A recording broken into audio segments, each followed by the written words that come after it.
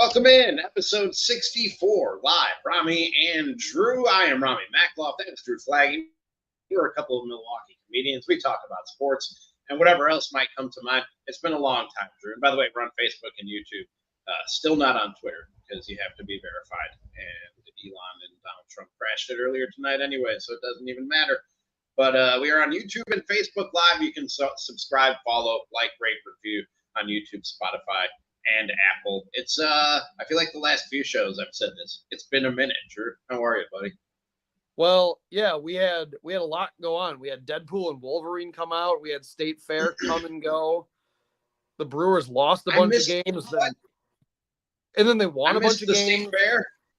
I missed the State Fair, and I haven't seen Deadpool and Wolverine. I haven't partaken in either one. And the fair is over, right? That's done. Yeah, so one thing was a bloated absolute mess that's probably not going to save America, and the other one had funnel cakes. So you say you didn't like Deadpool and Wolverine? Here's what I'm going to say. Out of all three Deadpool movies, it's number 3. Really? No, I'm not taking your word for it. I'm not believing you. I'm not letting you do this to me when going into the movie because I'm going to go see it soon. I should have already. There are things, I'll admit that there are things that I like that are really bad. Ramie, you smoke. You like cigarettes? Yeah. Are they good? Sure. Are they good for you? No. Yeah, that's what Deadpool and Wolverine was. I even enjoy it. Oh, I enjoyed it. I loved it. I thought it was fun. It's a fucking terrible movie. It's an absolute. I don't believe you. I'm gonna go ahead and not believe you on this, and I will watch it, and then we will fight. I have said this over and over again about the Marvel Cinematic Universe, over and over again. Those movies leverage the fact that they're built on everything that came before them.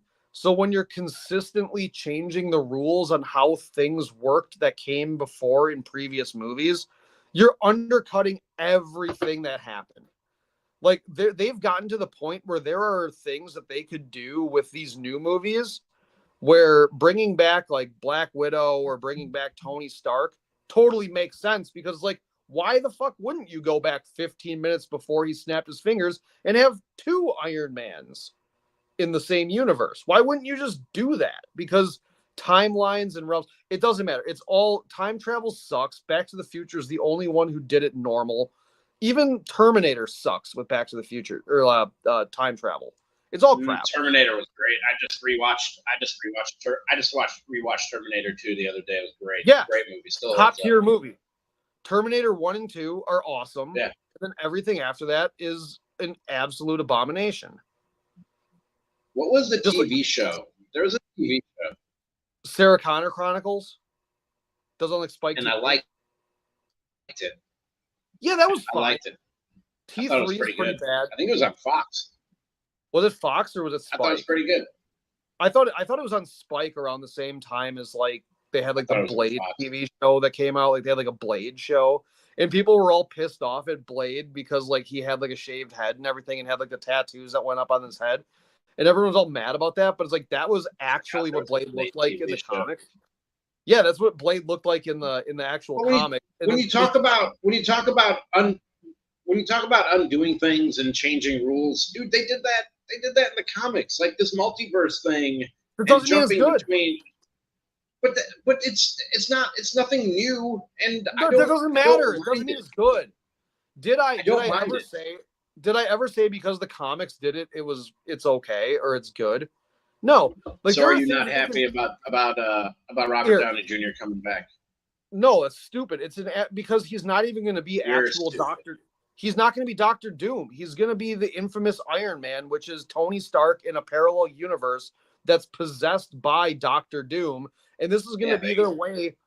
He's going to take his fucking mask. He's going to take his fucking mask off. And what he's going to do is they're going to go, Tony, is that you?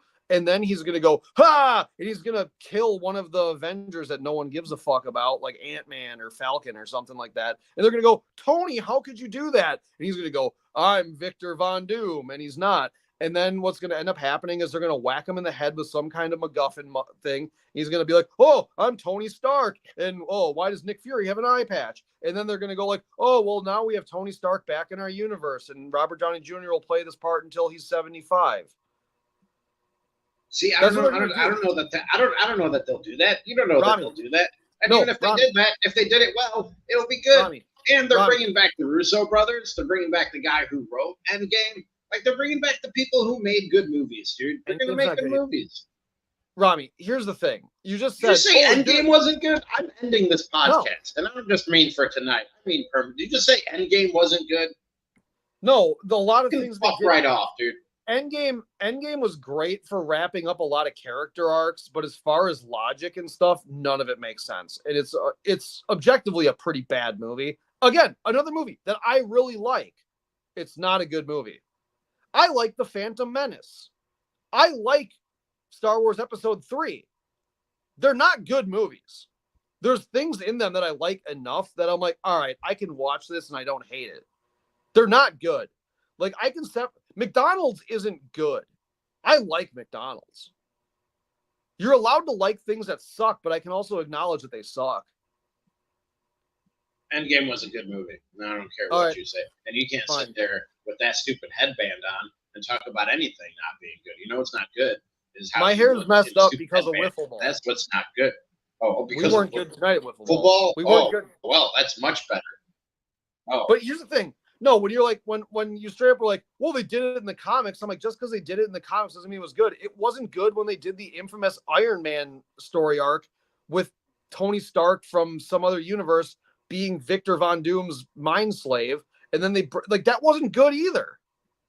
But it's like they're like, well, it was in the comics, so we I don't know if you're talking about we might be talking about different storylines. In the one that I read about, and I didn't know about this till they named Robert Downey Jr. as Dr. Doom. Well, that's crazy. I knew about all this.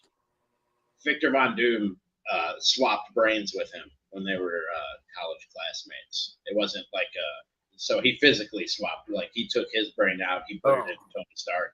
He took Tony Stark's brain out, put it in him, and then posed. And you want to watch Robert Downey Jr. get a lobotomy? That's what you want. Sure. That's where we're at. If they can make a good movie out of it, yeah. And I'm confident. And what if they don't make a good movie out of it? I'm excited about it. And I'm not going to spoil Deadpool and Wolverine for you, but how long have I been saying that these movies are trash? Yeah, don't. How long have I been saying these movies are trash? And some of them you're right about. Plenty of them you're right about. I said a lot. But you're wrong about Endgame. Okay, fine. But you're wrong about Endgame. I'll give you. We should get together and watch Endgame, and we'll pause. It'll take all day because I'll pause every scene. I don't want to. I don't want to sit there and have you fucking ruin it for me. I'll yuck your yum on that. You do this instead. I don't give a fuck. They made a good movie. They made a movie that feels good to watch. Here's the thing. A lot of these movies are bad. Eternals is bad. Shang-Chi was not good. Do you remember I like Shang-Chi. Do you remember the plot? I like Shang. Can you sum up the plot in 4 sentences? Vaguely. I don't remember. No, you don't remember. That's a good movie. You don't remember that movie because it was such a good movie. I don't remember a lot of shit, dude. I don't remember a lot of things. It was such a good movie, you forgot it. Black Widow was bad. Everyone said Black Widow was bad. You know what happened with Black Widow? They called everybody sexist because no one liked Black Widow.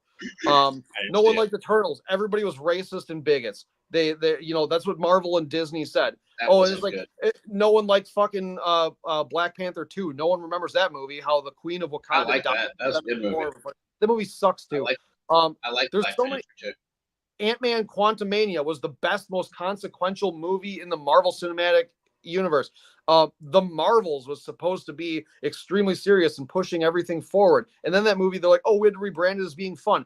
All of these movies have been crap. and then they've done nothing but lash out at the fans who are like, this isn't good. And then they go, oh, the fans are all istophobes on every kind of front. And then all of a sudden, Deadpool and Wolverine comes out, and Deadpool gets to make a little joke and goes, hey, Wolverine, you're coming into the MCU. It's at a low point right now. It's like, oh, they're like, oh, haha. It's funny because critically, these movies haven't done well. At the box office, they haven't done very well. And now all of a sudden, Deadpool comes out and goes, fuckity fuck cunt. Now all of a sudden, oh, it's fun to say, but you called every single one of your audience members racist for the last 4 fucking years. And it's like, I don't care about the culture war stuff, dude. Let's just talk about the movies. I don't give a fuck about any of that other stuff. No, I don't care about I don't care what Disney said. I don't care what people. Yes, you can. I do it all. I'm doing it right now. I do not give a fuck. You can't because do not give one single fuck, Drew Flaggy. Do you watch? Okay, you have Disney Plus. Do you watch all the Avengers Assembled or the Marvel Assembled things with the interviews of all the directors who have flat out said that they don't want to have these kind of people in their movies or this kind of person in their movies or that they hate Donald Trump? Dude, no, Ramie, you can't do that because when I'm sitting here criticizing what they're actually saying on these interviews about who they don't want to make movies for, who they don't want this to be their audience, and then they come out and say, and then people go, yeah, this movie was not very good, and then you find out it was made with specific agendas in mind. Yes, those movies are fucking bad, and it's because of that. And then they go, we made it with an agenda. The people we made it so it wasn't so they would watch it didn't like the movie, they didn't support it, and then we call them all bigots. That's the issue. Marvel has a fucking... I didn't even know any of that. See, here's the thing. But you didn't know that. Yeah, but I don't want to. I don't want to watch the movie through the prism of all that. I just want to sit down and watch a fucking movie, dude, and go, that was a good movie, or that was a bad movie. That was good storytelling, or that was bad storytelling. That was good acting, or that was bad acting. That's all. Because all the other shit ruins it, dude. And everybody's trying to ruin it, and I'm fucking sick of it, dude. I'm just gonna watch movies. It starts with the people running it. So if the Bucks go 82,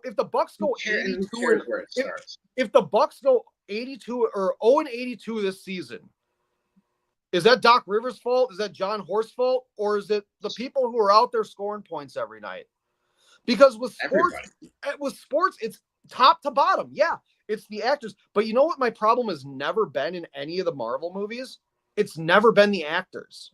Doctor Strange 2 wasn't bad because of Elizabeth Olsen and because of Benedict Cumberbatch. It was bad because of the people who wrote that movie, Michael Waldron. And then when you listen to Michael Waldron sit there, and Sam Raimi directed it, he didn't write it, for anybody who wants to correct me. Michael Waldron sat there and goes, yeah, that's just a case of us not knowing what to do with the script. And they put that on Disney Plus for you to watch about how did we make this fucking movie. And then you can go back and I didn't know what to do with the script. Oh, we were basically writing it as it went on. Bill Murray actually made fun of the people who made Ant-Man and the Wasp Quantumania because Bill Murray knows how to write a goddamn script because he did it with Ghostbusters, and they sat there and talked about writing it on the fly and not knowing what they were going to do next and not knowing where they're going to go. And they put that on Disney Plus the same way that if you buy the Lord of the Rings collector's editions, that Peter Jackson and all of the actors and stuff sat there and talked about how much they love the source material, how much they wanted to keep it to J.R.R. Tolkien's, a vision for what he wanted, and they were leaving all of modern day politics and what they thought they wanted out of the movie. But then you go on Disney Plus and watch them talk about everything Star Wars, everything Marvel, and it's why do you watch our own. Yes, I watch that shit. Why? And it's because I'm like, why do I watch it? Because I'm like, this movie fucking sucked. I see on Twitter Disney lashing out at people. But it's their higher up. I don't see Disney lashing out at people. I'm on the same Twitter you are. I don't see anybody. I don't see Disney lashing out at people. I don't watch these interviews, and I just turn on a movie and I go, that was a good movie, or that was a bad movie, and I'm not going to let all this other shit affect how I see these movies. You're watching movies through so many prisms, through the meta, and that you're not even seeing the movies anymore. You're seeing them through all these different prisms of what this guy said and what that guy said, and who's mad and who's blaming who, and all this other bullshit. Just watch a fucking movie, dude. Whatever happened to just sitting down and watching a fucking movie and then walking out and talking about whether it was good or whether it was bad. And that's it. That's it. I did. It can be that simple. Life can be that simple, Drew. You'll be happier when life is that simple. When I saw Black Widow and I didn't like it, I thought it was a very stupid movie. See it. Oh, you didn't see it? But I thought it was a very stupid movie. I thought it was bad. I thought that they completely destroyed what we know about Black Widow as a character in a movie after she had a great send-off in Endgame, first of all. And then everyone's sitting there saying, it's not good. And then it starts showing up in your Twitter feed because you search Marvel stuff. And you're sitting there watching this, and it's like you see everyone defending this movie saying that everybody only hates this movie because they're sexist. Who hated Black Widow as a character? But then you sit there and you listen to the people who actually wrote the fucking movie, and they had legitimate you know that the bad guy Dreykov, he's based on Donald Trump. Cool. That's actually what they wrote. Cool. Okay, that's fine. That's if you want to do that, that's totally fine. Right. But they wrote a specific character with such a fucking hatred for a real life human being that I don't even personally like. But they wrote it with that, and when they're like, their focus is to make such a caricature of a sexist pig that they made a whole fucking movie around it that made no goddamn sense. And in the process now they did it. I didn't see the movie again. I didn't see it. They might have done a poor job of doing it. That's a bad movie.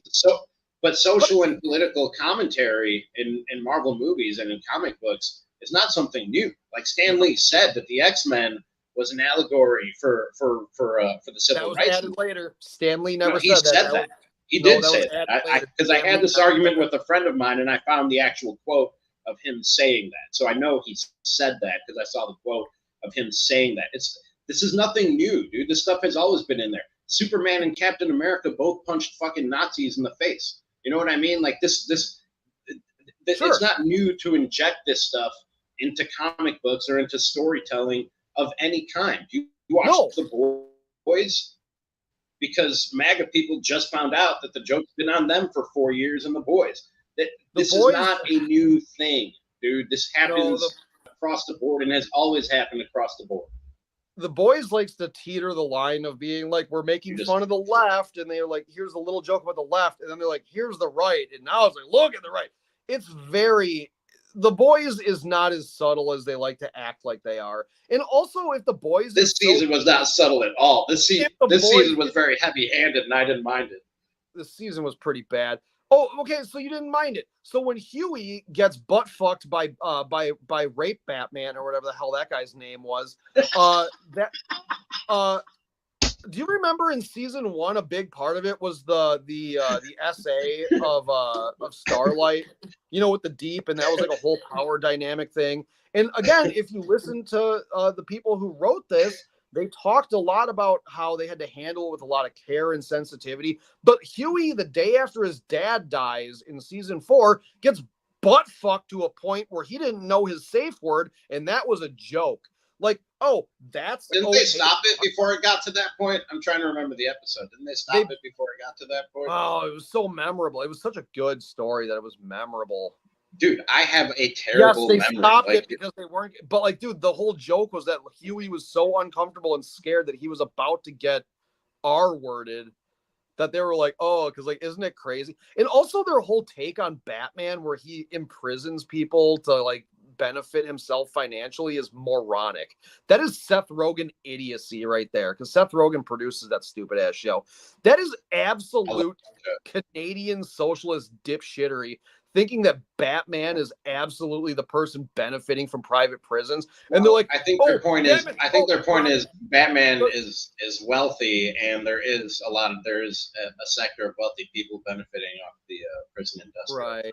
And everybody that Batman arrests is like totally, I don't know, they're like poor people. Like I don't know. No, that's not the point. Like, Mr. Freeze Mr. Freeze is a world-renowned fucking scientist. Yeah, he was probably pretty poor. Hugo Strange that guy's a psychiatrist. The Joker literally burns money constantly because he has so much of it. You're just gonna keep going and ignoring that I'm saying that's not the point. The Scarecrow. The point is that prison is big business.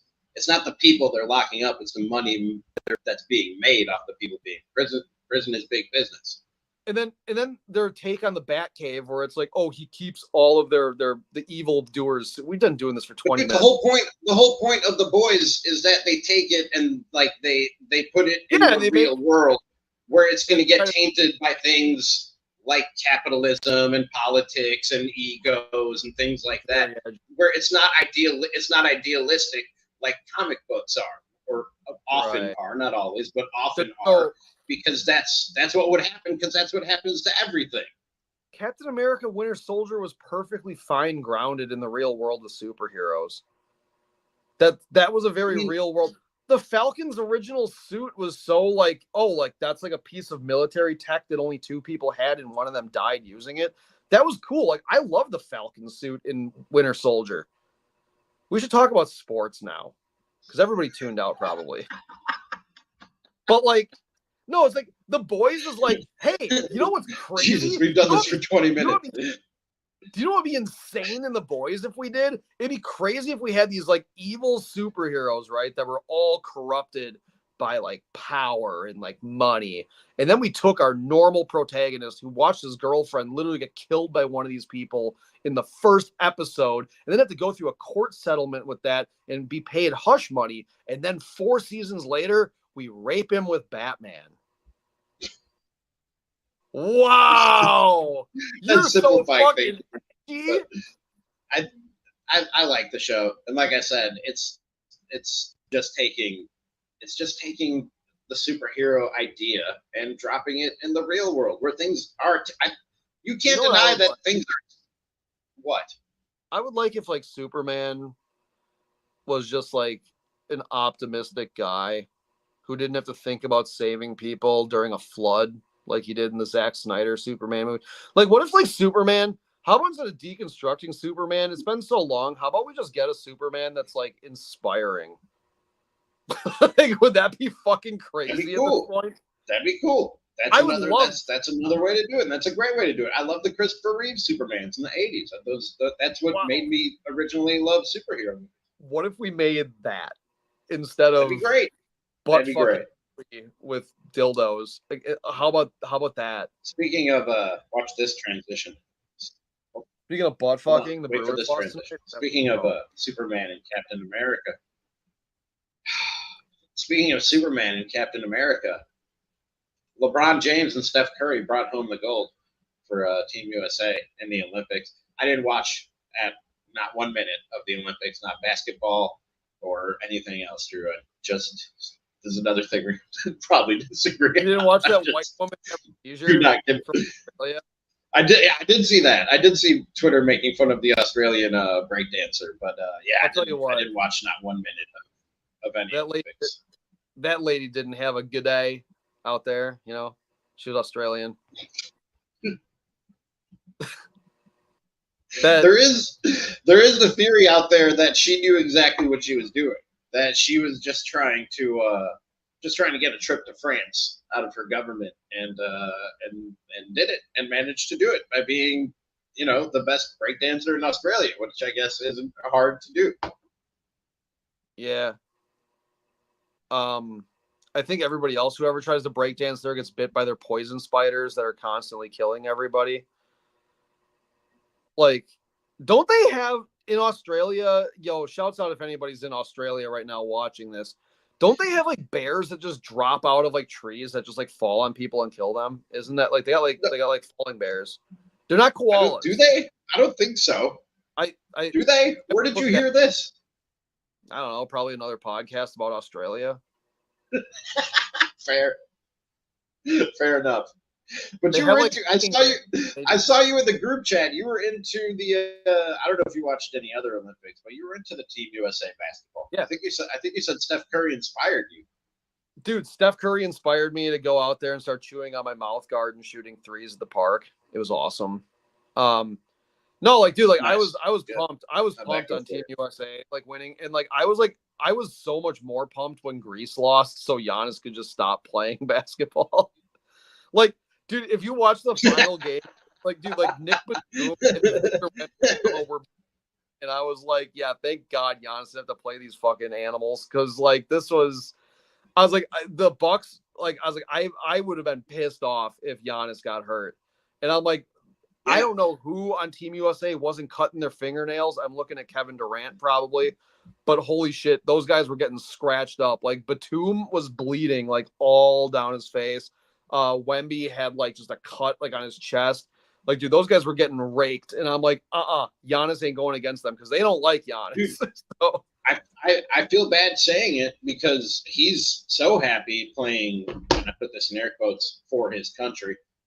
He said there's nothing like it. It's and he's really happy doing it, and he loves doing it. So I hate to say it because I love Giannis, and I want Giannis to be happy. I want Giannis to do what makes Giannis happy. You know what I mean? But at the same time, I want Giannis to hold up more Larry O'Brien trophies and more MVP trophies, and I don't want him putting any more miles on his legs and on his body, especially with the style of play that he has, then he has to. I want to see him dunking for the Milwaukee Bucks and nobody else, quite frankly. And I know these guys, they play in the off season, like they don't just walk on the court when the season starts because they got to stay tuned up. They got to keep their game sharp and everything. So it's not that much more risk, but there's a level of intensity and competition in the Olympics when you're quote unquote playing for your country that isn't in a practice game where you're running with some other NBA guys. You know what I mean? I don't want him doing it. I hate saying it. I feel bad for saying it. The dude loves doing it, but I don't want to see it. I want a healthy Giannis in a Bucks uniform for 82 games in the playoff run. The most fun I had watching was Team USA because we didn't have any Bucks on that roster. Yeah. If this was like 3 years ago when Middleton was on there, when it was Middleton and Holiday, I didn't like that either because they needed to be coming back. And this year, as soon as Greece lost, I was tweeting at Steve Kerr. I'm like, bro, you got to get Jason Tatum more minutes in there. You got to let him play. He's goated. That guy he needs 44 minutes a night. I think it would be like 38 because I think they only play 40 minutes, 10-minute quarters in the Olympics. But that's the metric system. I don't know how time works over there. Yeah. But I was like, yeah, you got to get Jason Tatum more minutes. We got to get him. He's got to bear the load. Also, a nice thing though, Tyrese Halliburton shouts out, you contributed nothing and you got a gold medal. That's good. Good for you. You skip your way back to fucking Oshkosh. Yeah, nice. But they did Jason Tatum dirty, dude. I know we like to give Jason Tatum a hard time on this show. They did him dirty. Look, he's overrated. I'll admit that. I'll agree with you on that. And he's playing on a roster of the best players in the world. Like minutes, there aren't a lot of minutes to spare when you look at a roster like that. But there were more minutes for Jason Tatum than what Steve Kerr gave him. There was something there that goes beyond just smart rotations and matchups and shit like that. You don't just DNP Jason Tatum game after game after game and then give him some pity minutes in the gold medal game when you're up already. That's he got done dirty, dude, and that was not cool by Steve Kerr. He could have been home with his family. You know what I mean? Like he did. Yeah, he could have been home with his family instead of wasting his time going over there to be a practice dump for LeBron and Steph and KD. There were minutes to be had for Jason Tatum. I thought that they did him wrong. Yeah, but did you ever consider the fact that Kobe played in the Olympics? What's that got to do with anything?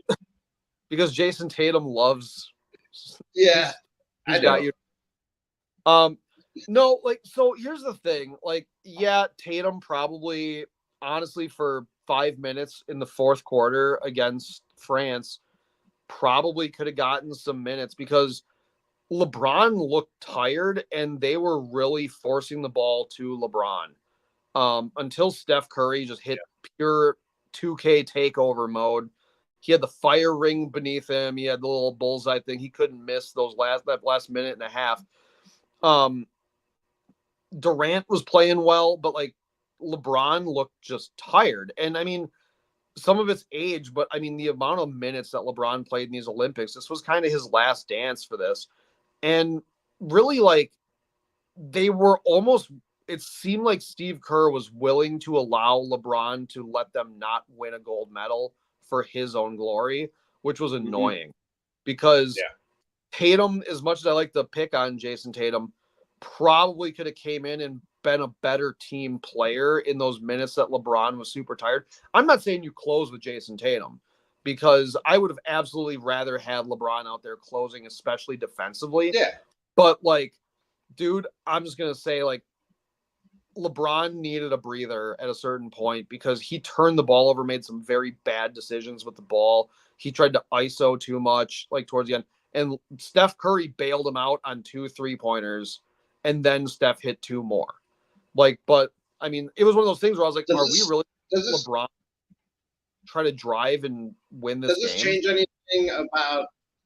anything about the because I don't care about the Olympics, so for me it really doesn't move the needle. But like I hear people saying like, oh, this Olympic performance put Steph Curry into the top 10 all-time players. Or I saw Kendrick Perkins, who we love on this show, say that with this gold medal, LeBron passes Michael Jordan. Like this doesn't do a lot this doesn't put a lot in the legacy bucket for me for these guys, dude, because it's harder to win a championship in the NBA than it is to win a gold medal in the Olympics. Like they've done harder things already in their career. That this, while I'm not saying I'm not impressed, I'm not as impressed as other things that they've done. So LeBron lost in Olympics, given he was like a rookie or something. It was like his first or second year. When they lost the first time, and then they had the Redeem Team, which is an awesome documentary, by the way. But he won that one where Kobe was the vet, and he was kind of the next in line guy. And then they've won every year since. LeBron, I don't think that this gold medal moves him up, but I think it does move Steph Curry up because of what Steph Curry did the last 2 games. He had like 36 points against Serbia, and it was like all 3-pointers, which was wild. I did see the highlights of him going off, and that was, he had 9 threes. He hit 9 threes against Serbia. That's what he was. So yeah, he had 36 points, and then this last game again, he just take over fourth quarter. Steph was the one who willed them to that win. France wasn't going away. They were playing tough. I mean, they were really in it, especially being in France. That was no, I think Steph Curry, I would be comfortable putting him in my top 10 of all time. I don't think it moves LeBron up. I mean, I'd have to think about it. He's reluctantly probably in there. If I got to look at the body of work with LeBron, it's really hard for me to not put him at probably number 2. I'm still going Jordan 1, just out of reputation and sheer will. Oh, yeah. He's solid. He's solidly number 2 for me.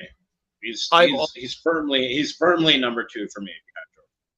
I've really wanted to put Kobe as number 2 because I just always loved Kobe, but like I think LeBron's probably realistically number 2, and Kobe might be 3, and then you're gonna go with like Magic and Kareem and like. I'm gonna say this, and then we're gonna move on. But yeah, I think I'm gonna say this. I'm not gonna argue over it. I'm gonna say this, and I'm not gonna argue over it. I'm gonna say it, and we're just gonna leave it there, and we're gonna move on. But I think Kobe is overrated. That's all I got to say on that. No, you don't get to just mic drop on that. Where would you put him? Is he in your top 10? Maybe. He's maybe top 10 for me. 6 through 10. But when people try to put him in the conversation with Jordan and LeBron, he's a far cry from those guys. Is Kobe better than Magic? No. Really? Okay. It's close, but no. Okay. People forget Kobe was number 2 on 3 of those championships. Like, not to poo-poo being the number 2 guy, and he has 5 rings no matter how you spin it, but he was the number 2 guy to Shaq. He was Robin to Shaq's Batman. Is Shaq, even though Shaq called himself Superman? Is Shaq in your top 10? Yes. Shaq's kind of the guy I think might have gotten edged out by Steph Curry for me. Yeah, they're probably in the same class. I'd have to think about it. I have to sit down with a pen and paper and think about who my top 10 are. But yeah, Shaq is firmly in there. Steph Curry probably is. Steph Curry, I think, is that like when they're talking about him, I think this might have solidified him, especially being the guy who ices it and everything. Maybe it's running off emotion, but dude, Steph Curry, that was sick. I also think it moved Kevin Durant up on my list. See, I was just gonna say, as we sit here and talk about it, like my top 10 is getting crowded, and guys are gonna start to get bumped out because Kevin Durant is definitely in there. Magic is definitely in there. Shaq is in there. Obviously, Michael and LeBron. This is in no particular order. Durant's not in my top 10. He's in my top 15, I would say. He might be 15. I don't know. Like I said, I'd have to sit down, but those guys that I just listed off are definitely in there. I just listed off like 6 guys.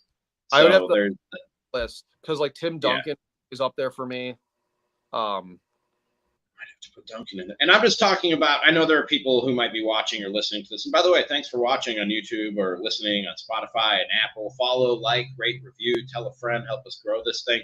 There are people who are listening and they're like, come on, dude, Will Chamberlain or Bill Russell or even Kareem Abdul-Jabbar. I'm going like off my lifetime.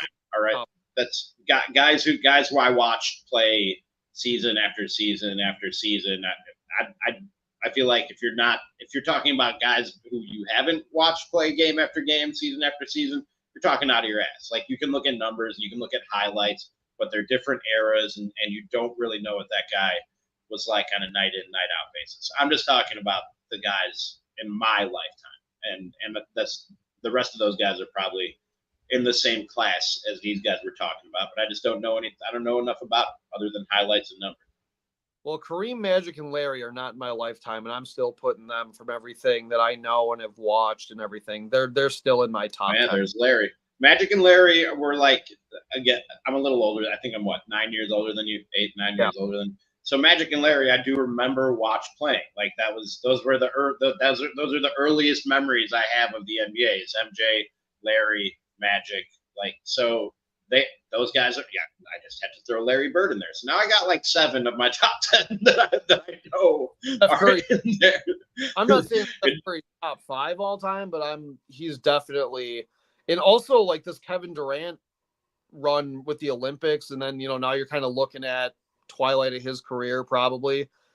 I'm looking at him right now with everything he's accomplished and everything he's done throughout his entire career, along with these Olympics and everything. I'm kind of looking at him being like, yeah, you probably passed Red Bull. You probably passed like some of the greater guys that like owned a lot of records for a while. Steph Curry might have to be in there just for the way that he sort of revolutionized the game. Like he did the opposite thing to the game than what Will Chamberlain did. You know what I mean? Yeah. He completely changed the way not just his team plays, but the way teams around the league play for an entire era. So I get I got to put him in there for that alone, if nothing else. But I mean, Steph Curry, the way like young people play, like the way that like like you go and high schoolers and AAU guys and stuff, they can all shoot like Steph Curry. Like a lot of them, like they're all pulling up deep, like, all stopping on a dime. Like he revolutionized, a lot of how the game is played. And especially being a guy that the NBA said, a lot of analysts said that his game wouldn't translate to the NBA. Who's going to be taking those shots? Well, now it's fucking everybody. Mm-hmm. Like, he was the first one. I mean, his shot is just – he's got 4 rings. So I think I got 8, and I probably got Steph, including 8. So 8 of my top 10 are locked in, and Steph is one of them. I'm going to leave the other 2 spots for me to be indecisive. All right. Well, it's Giannis and Chris Middleton. So I gotta put Giannis. Giannis is in there, dude, and I'm not even just saying that. I'm seriously. Giannis might be in my top 10. Another discussion for another day. But speaking of the Milwaukee Bucks, that should be like the next show. Is like because if we're gonna like wait a couple days, I think we should mull this over and we should be like, who are in our top, or we do it right before coming into the NBA season or something. Yeah, we can do it. We can do it coming right in. Which, by the way, is not too long away. If you can see there on the screen on the crawl. 72 days till the Bucks and 76ers tip off this coming season. Drew, are you ready for this? Yeah, I'm pretty excited that we get a rematch of opening day last year. Pretty lame that it's not in Milwaukee this time. But it was a rematch of last year, wasn't it? Yeah, we got to get to listen to them blow Paul George or something like that. You know, well, if it doesn't work this year, you don't want to write it off right away. Fuck you. You wanted to trade Damian Lillard on December 1st. I want to hear it. I want to hear Windy. Well, you know, if it's not working, it's not gonna. Don't blame Joel Embiid. His injuries. Like, this is one of those things that caught me off guard, though, when I saw Bucks and 76ers on October 23rd. Like, I know when the NBA season starts, but when I see that tweet from Shams and I start doing the calendar math, I'm like, oh shit, we're like 2 months out from the NBA season start. Did you ever look up? So, like, I mean, the big thing was like the Christmas Day game, how the Bucks don't have a Christmas Day game. What do you think about that? I have this ready for that. It's kind of bullshit. I'm not going to get too worked up about it, but it is kind of bullshit for a number of reasons. The Bucks are, as John Horst said in that article in The Athletic, like the winningest team in the NBA for a good 4 or 5 years running now. They have two of the brightest superstars in the league. They were a top 4 or 5 team in the league last year with injuries all year long. They obviously have a lot of intrigue and storylines around them with the bumps in the road that they had last year. It doesn't make sense when you look at the criteria of how the NBA picks their Christmas Day primetime teams. The only thing I can think is the Bucks have been on primetime for Christmas the last, is it 2 years or 3 years? I think it's been 3 years. And I don't read ratings. I don't really read ratings reports, but maybe Bucks fans didn't show up and show out. Maybe people didn't tune in to see the Bucks on Christmas. I mean, at the end of the day, it is a numbers game. You want ratings, you want money, and everything that comes with it. But that's the only thing I can come up with because they have they check all the other boxes for Christmas Day teams. We only had one of the last 3 was a home game, and that was when we played against Boston, not this last year, but the year before. No, I just mean TV ratings. Not well, that's fine. But also, it's Christmas Day. People are watching a fucking Christmas Story on TBS, all day long, and they're spending time with their families. And the Bucks always do get hosed with the early morning game. Like, we're always like the 10 a.m. or like the 11 a.m. game. Yeah, that is true. Yeah, they have done early. That's kind of opening presents and getting fucking brunch kind of. That's kind of that time. Like, I don't know. Like, my family, like, we do presents, like, early in the morning, I guess. But, like, early for us is, like, 9 or 10 or something. Yeah, your family and my family are very much alike in that it's like, we're going to pop the game on. Like, my parents are really cool and accommodating because usually what I do is I go to my parents' house for Christmas Eve and then we just raid the bourbon cellar at my dad's house and we just drink a bunch of bourbon. I sleep in the basement like I'm still in high school. And then I just I wake up in the morning in my jammies and we go upstairs and we just kind of do present time. And then we but my parents are like, all right, hey, Bucks game is going to be on. So my dad's always been really cool about fill up the bourbon. Let's watch basketball because that's what I want to do. So I do love basketball on Christmas Day. I do. And I would like if the Bucks would be on it. But I also – did Giannis tweet something about them getting nixed from Christmas Day? He just said no Christmas Day game with 2 crying, laughing faces. Like, that's all it was. I think Giannis is one of those dudes who he feeds off whether or not they are. He feeds off like slights and insults and people disrespecting or just you know what I mean. So if he's pissed off about that, good. I say this is a good thing. Did you see what I said in the group chat about what I think about the Christmas Day games? Like, no, there were a lot of messages that day and I couldn't keep up. Okay. So what my stance is I think, first of all, the week of Christmas, I would say starting with the 22nd for no particular reason at all. There's nothing going on that day that I would be impartial towards December 22nd. I would say that week, the 22nd through the 25th, I would schedule a bunch of games. And it would be like sweeps week. It would be like, just give me all your best rivalries you can find. I don't necessarily care if it's like a Bucks against Celtics or something like that. But I would say Eastern Conference rivals, like Bucks Heat, Bucks Pacers, Knicks Heat, Boston Heat. Do something like that. Find your best rivalry games that you can, and then have your Christmas Day games tentative. Be like Celtics against the Knicks. Well, let's just say Jalen Brunson gets hurt. Julius Randle is going to be hurt. Let's just say that, Jason Tatum or whatever, something goes wrong with his hamstring or whatever. There's you can move that game to the 24th and then slot in a Bucks against Pacers, like Giannis versus Halliburton, this little weird. So like what the NFL does, where you have the flex game. Yeah, you have a flex game kind of like that, where it's it's Christmas week. I understand people travel out of town and stuff like that. But if your team is underperforming, I would say a week out or something like that. And you can go, look, refund the tickets or something like that. But we're moving this Tuesday night game to Thursday because it's Christmas or something like that. Because there are some good matchups, and I really like the idea of them. I think it was Dallas against Minnesota is the game that I have circled. Where that's one I want to watch.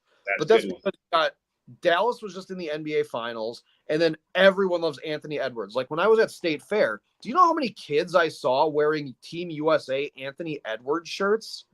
There were a ton.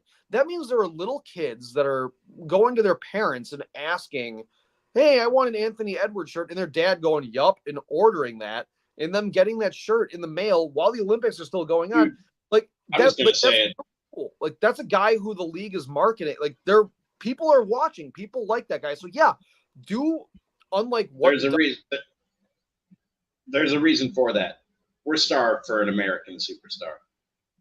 Fine, but that doesn't mean you got to sit there and say, Anthony Edwards, go pay your dues. No, put him on TV. Let people see him. Give him the biggest audience, because people are already gravitating towards Anthony Edwards. Yeah. So you might well milk it. It's the same thing as what Stephen A. Smith said, and I hate that I agree with him, about the women's basketball team, Team USA, not putting Caitlin Clark and Angel Reese on that team. People aren't watching the WNBA for Diana Taurasi. I'm sorry, they're just not.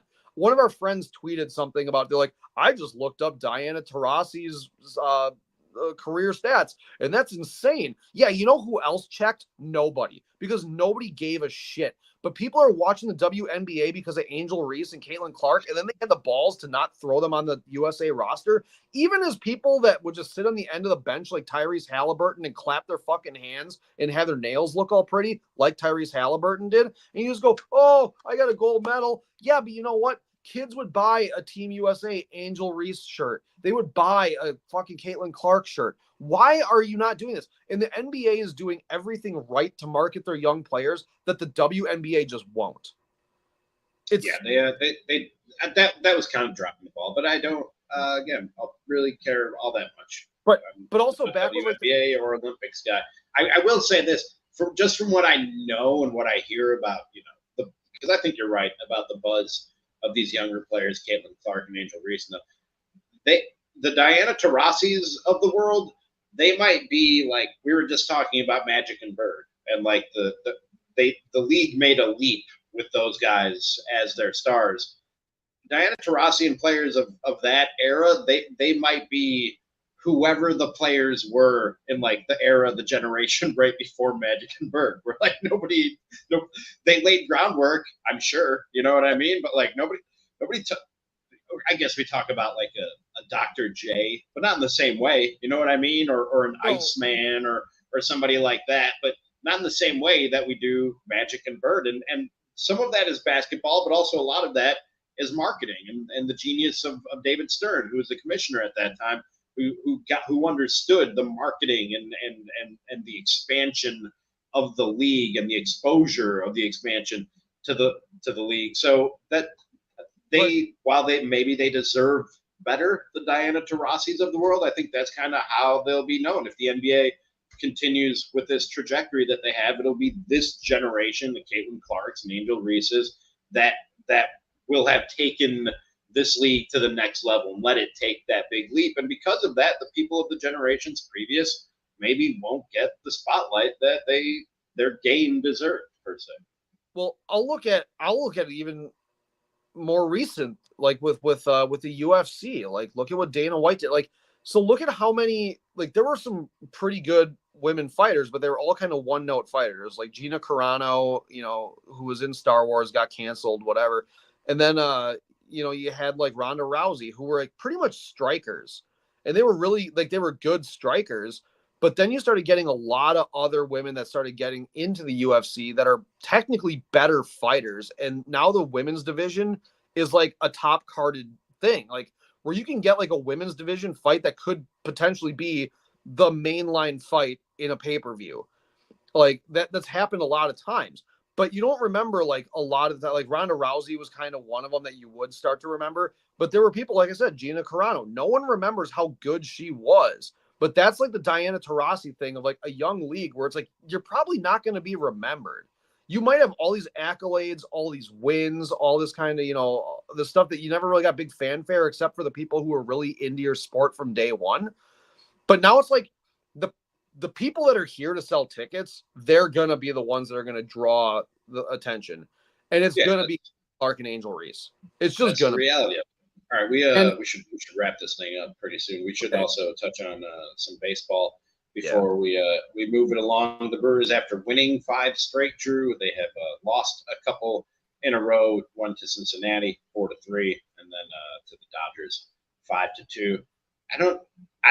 I'm not to say that it's boring, but I kind of feel like at this point, kind of waiting for the playoffs. Am I wrong? Like you don't get too excited about wins. You don't get too upset about losses. Like you just want this team to stay healthy and be hot come October because they have a 7.5 game lead in the division with what is it? A couple 40 some games left to go. Like this, it's a waiting game now for the postseason with this Brewers team.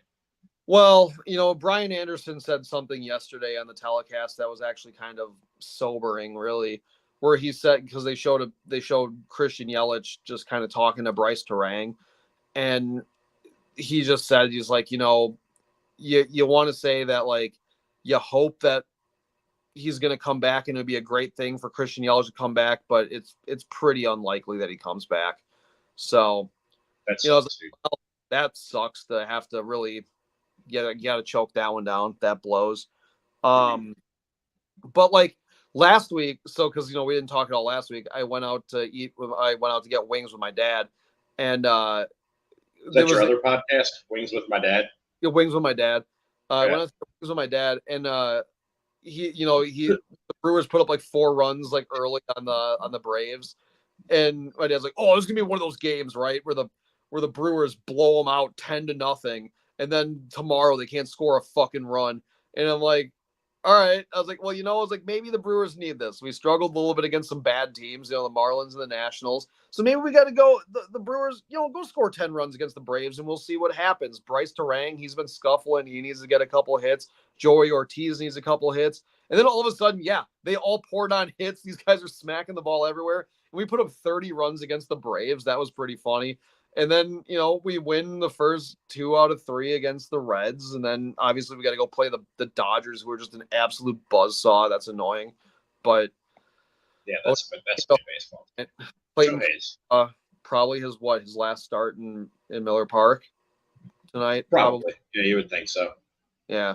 So can I just say, don't look now. The Cubs are playing good baseball. I'm just gonna put that out there.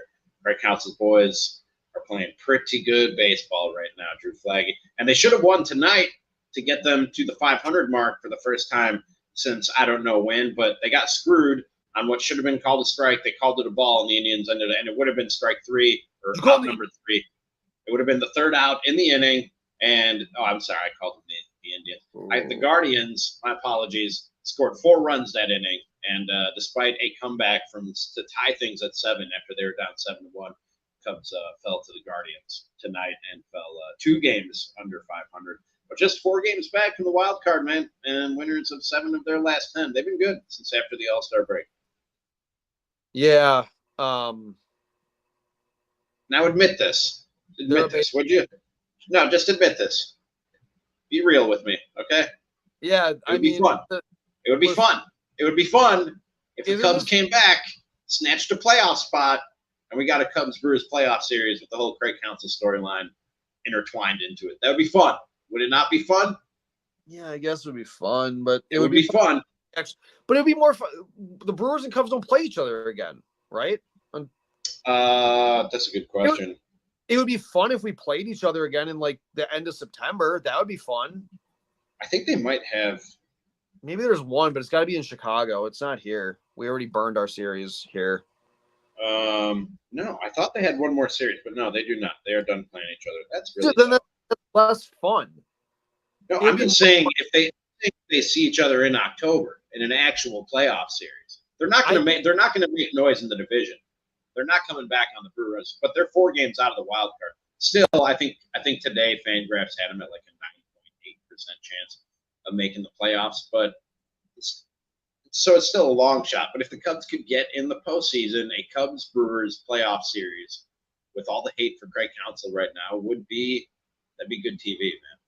I would call it fun if, like I said, if we had to play another series against them. But we don't, because it'd be like one of those things where it's like, oh, the Brewers got to try to keep them out of the playoffs, and the Cubs are scratching back and trying to fight their way into the playoffs. So it's like, we're trying to play spoiler. We're trying to break their back. They're, trying to crawl their way back in. That would be fun. And then, maybe the Cubs win 2 out of 3. They crawl their way into the wild card. And then we got to play each other. That would like put a little bit of bad blood in there, and that there would be a lot of happiness. That'd be a lot of fun. Other than that, I'm like, I don't know. Like it's kind of anticlimactic. It's like the end of House of the Dragon. It's just kind of fizzled. Like, didn't watch it. I never watched Game of Thrones, believe it or not. And the last thing I want to say, and if you have any final thoughts, throw them in there, Drew. But fit Caleb Williams for the gold jacket. Let's start measuring Caleb Williams for his gold jacket right now. Start working on that bust for Cam, because the boy looked good. He looked real good in that preseason opener, Drew Flaggy. Yeah, that's right. It's time. Are you ready for this, Packers fans? Are you fucking ready for this? For the Bears to have a quarterback? Are you fucking ready for what's about to come? We were ready last year. Shut the fuck up. We were ready for Justin Fields. Yeah, he was coming. Eat an ass. Freddie Peralta. Speaking of guys who I don't really particularly like watching throw a ball, I saw Dan Needles tweeted something about how it's like maybe it's time to start considering throwing him in the bullpen for like relief. I'm like, for fucking who? No. Who? Joe Ross? Yeah. Is we're gonna take Junis out of the fucking bullpen and make him start? What are we doing? Like, no, there are no other options, dude. I'm like, if Freddie can get us through 4 innings, I'm like happy. But like, dude, holy shit, is like he cannot throw a breaking pitch for a strike, and it's that man. That guy all show no grow. That is weird. I don't like it. But I think it's a rough patch, and I'd rather he go through the rough patch now in August with the 7.5 game lead. Yeah, I know. I think he'll be all right. A rough patch since May? Yeah, he's all right. Cubs had a rough patch up until yesterday. No, up until the All-Star break. Really, they've been good since the All-Star break. Yeah, it was like 2 weeks ago. They might make the playoffs. It's a possibility. Well, and the Bears are going to win the Super Bowl this year. Really, a quarterback's going to win the Super Bowl? Yes, the rookie quarterback is going to win a Super Bowl. You're Flaggy. Prepare yourselves. This is the thing that I hate about coming into the football season, because there's no other sport where fans get this goddamn delusional, like right away. I hope you're picking up on the hyperbole, and that I'm not really saying. I mean, I'm excited. I'm not gonna lie, I'm excited. But like the gold jacket, the Super Bowls, and all that. I mean, it's for effect, you know. Yeah. They're gonna be good though. You guys got a ride or die every Sunday, and he's gonna be very good. He's gonna be a very good. But like, dude, just I can't do it with preseason where people being like, "Oh, he threw fucking 7 touchdowns." It's like I was playing. You can ask a mutual friend of ours, Elijah Holbrook. He was he watched my dog this weekend, and he came by as the Bears preseason game was going, because I left right after it. And he will tell you I was unreasonably, irrationally excited about preseason football, and Caleb Williams was watching. Did he tell you what he did playing basketball? No.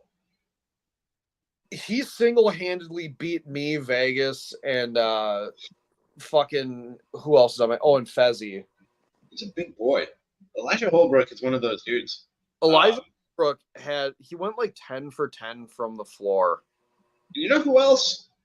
I never realized he was tall. Nobody knows who we're talking about, but you know how like you don't realize somebody is tall, and then you get matched up with them on the basketball court.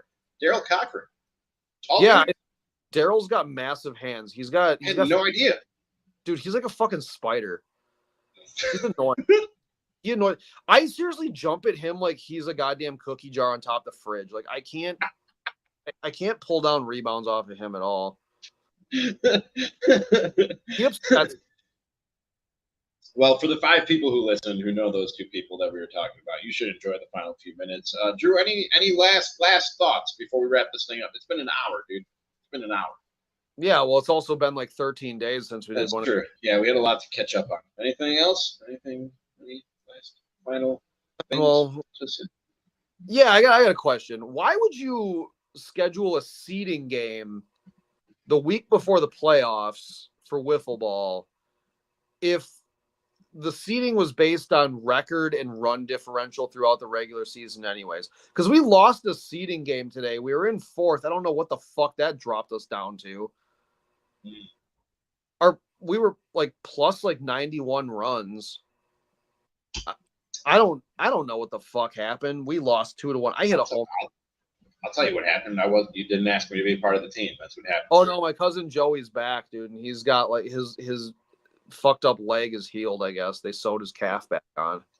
Care about Joey? Well, I do. He's my cousin, and he's my blood. I mean, I'm glad. I should take that back. I'm glad his leg is all right, but I'm just saying, like you could have had me on your team, Joey. Yeah, but he's my cousin, and I love him, and I watched him grow up. Oh, he's my cousin. Yeah, I was very scared for his leg when he fucking almost lost it golfing. Well, tell Johnny I'm glad he's feeling better. Joey, you didn't his name or tell Johnny I'm proud of him. Yeah, I'm gonna tell him. Tell Joey I'm glad he's feeling better. Yeah, I'm gonna be like, hey Johnny, guess what? Ronnie Markoff fucking said that you're just having you had a good leg. Well, I can't wait to find out how the seeding falls out on the next episode of Ramie and Drew. This has been episode of 64 of Ramie and Drew.